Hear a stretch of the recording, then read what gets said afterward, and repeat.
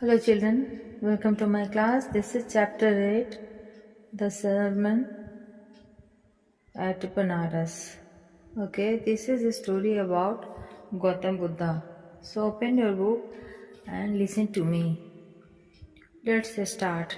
Gautam Buddha began life as a prince named Siddhartha Gautam.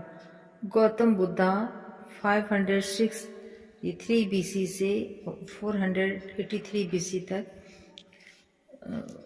जिए। उन्होंने अपना life Siddharth Gautam के नाम से शुरू किया। उनका बचपन का नाम, जब वो राजकुमार थे तो सिद्धार्थ गौतम था। In northern India at 12 he was sent away for schooling. उत्तरी भारत में जब वो 12 वर्ष के थे तो उनको स्कूल भेजा गया पढ़ने के लिए। ओके, हिंदू पवित्र ग्रंथों का अध्ययन करने के लिए जब वो 12 साल के थे तो उन्हें दूर स्थान पर भेजा गया और 4 साल बाद लौटने पर उन्होंने एक राजकुमारी से शादी कर ली। And 4 years later he returned home to marry a princess।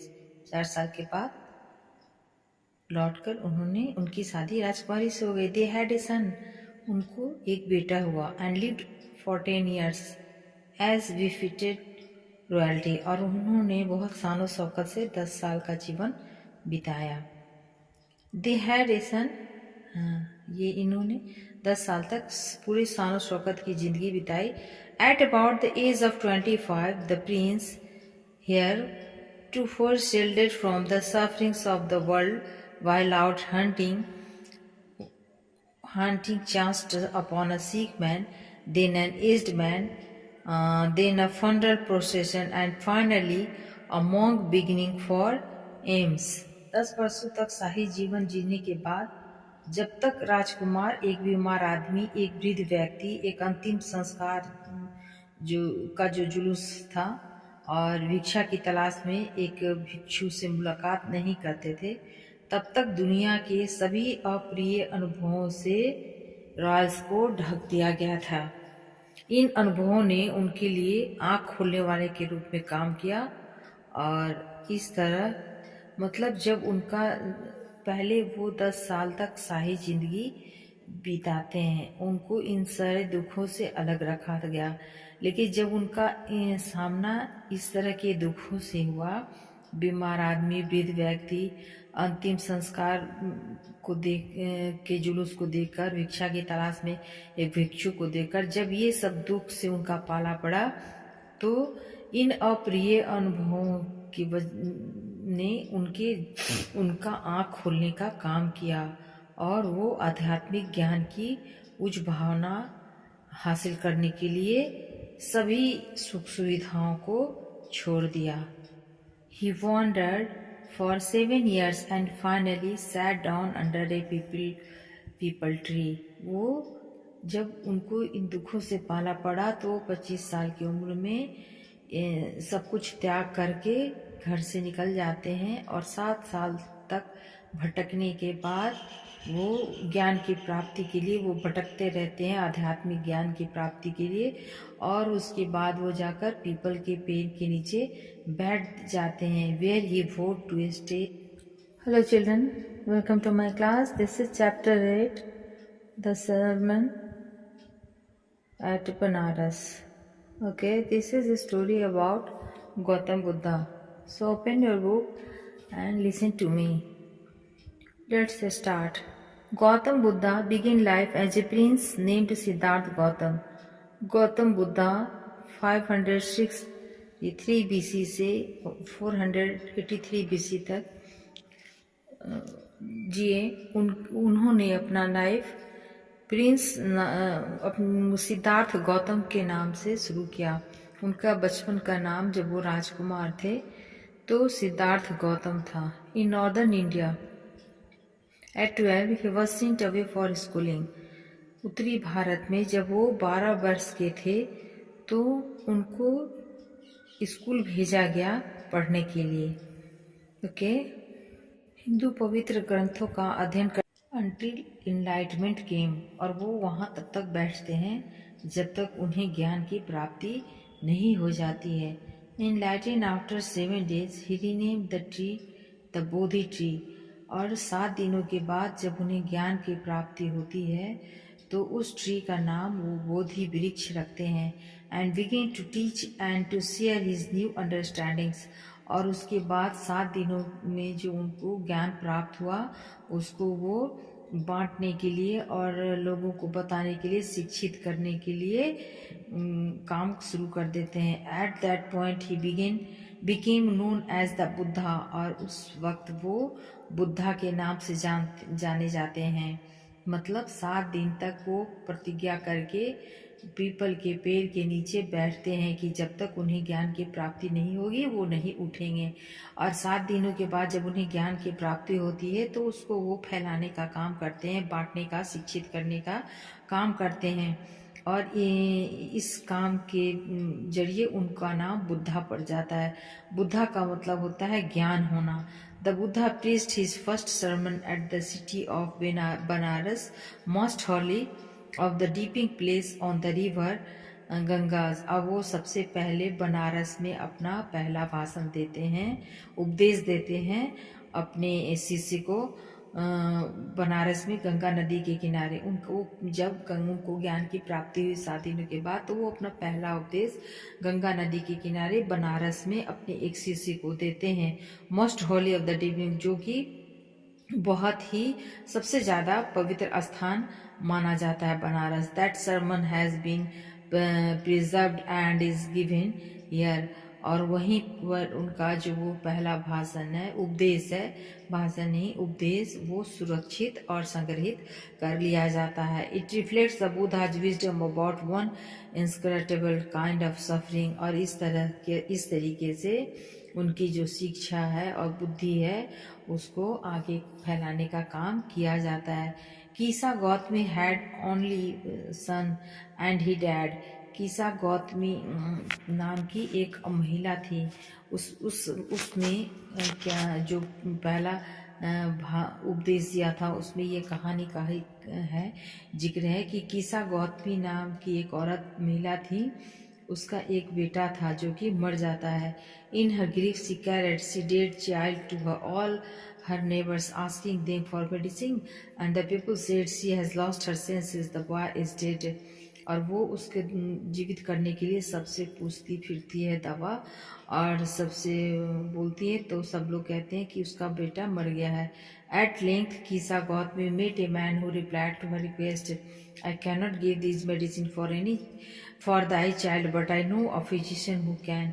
मैं ऐसे आपके बेटे को कोई इलाज, एक आदमी उसको मिलता है जो उसके सवाल का जवाब देता है और कहता है कि आपकी प्रार्थना सुनकर मैं आपके बच्चे को कोई भी दवा नहीं दे सकता हूँ, लेकिन एक आदमी है, एक डॉक्टर ऐसा है, एक चिकित्सक ऐसा है जो ऐसा कर सकता है। And the girl said pray tell me sir who is it. और वो औरत बोलती है कि बताओ कौन है ऐसा।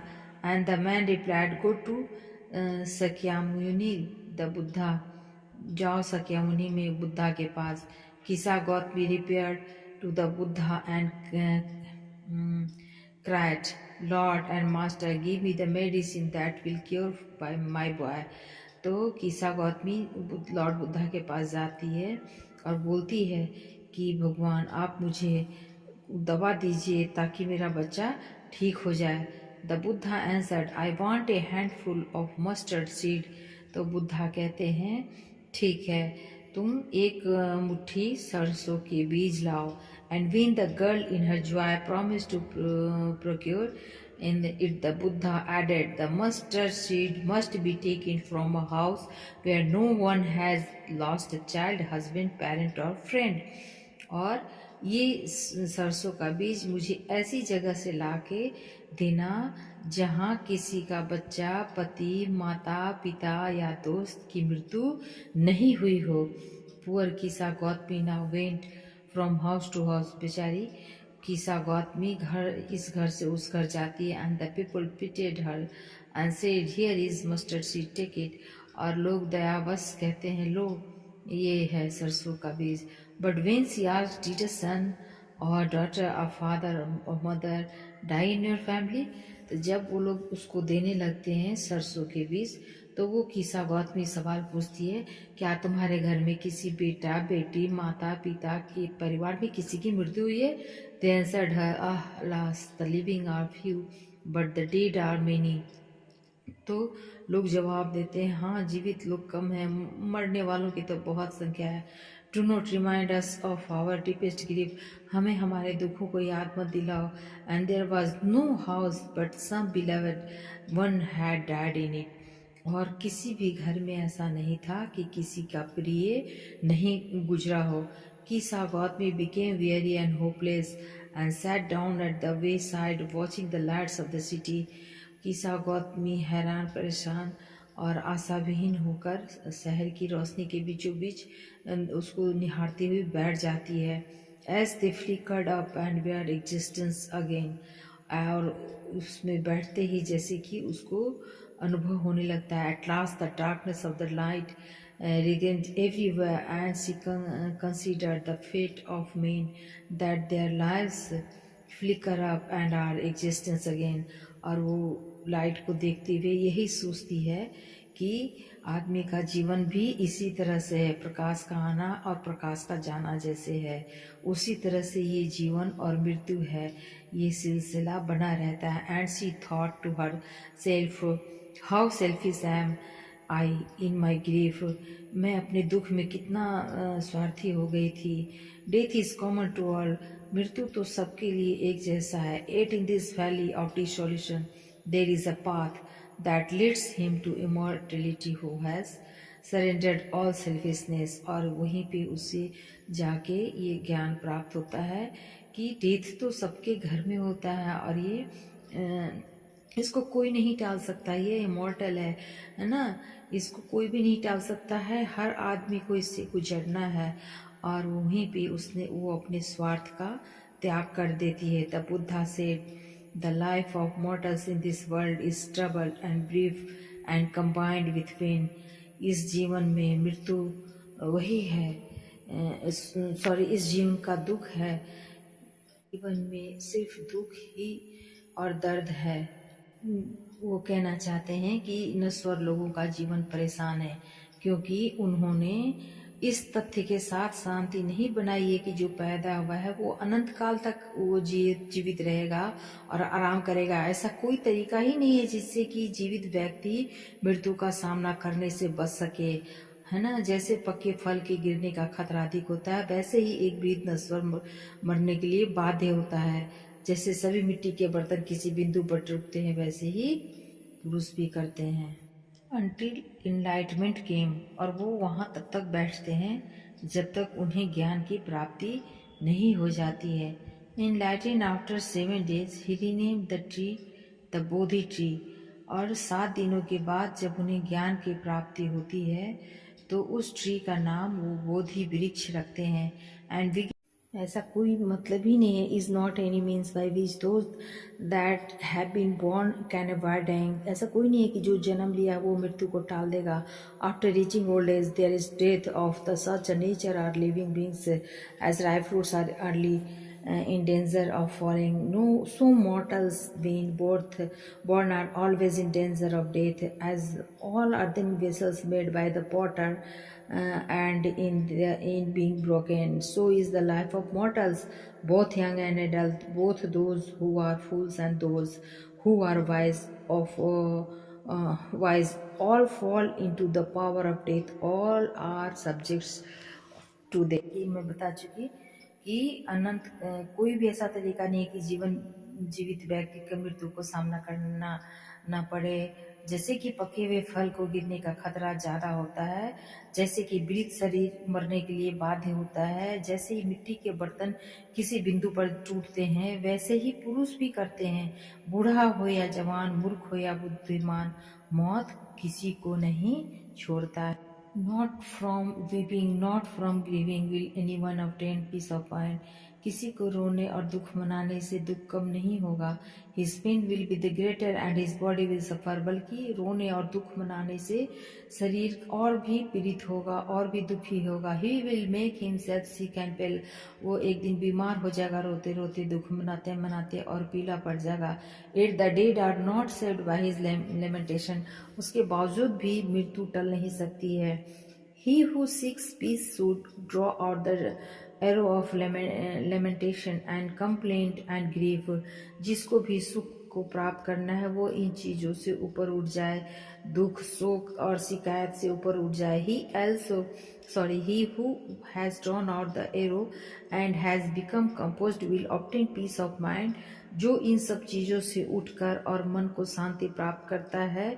He who has overcome all sorrow will become free from sorrow and be blessed. जो इस मोह माया से ऊपर उठकर और इन दुखों से ऊपर उठकर और इसे जीवन का एक नियमित प्रक्रिया समझकर जीता है, वही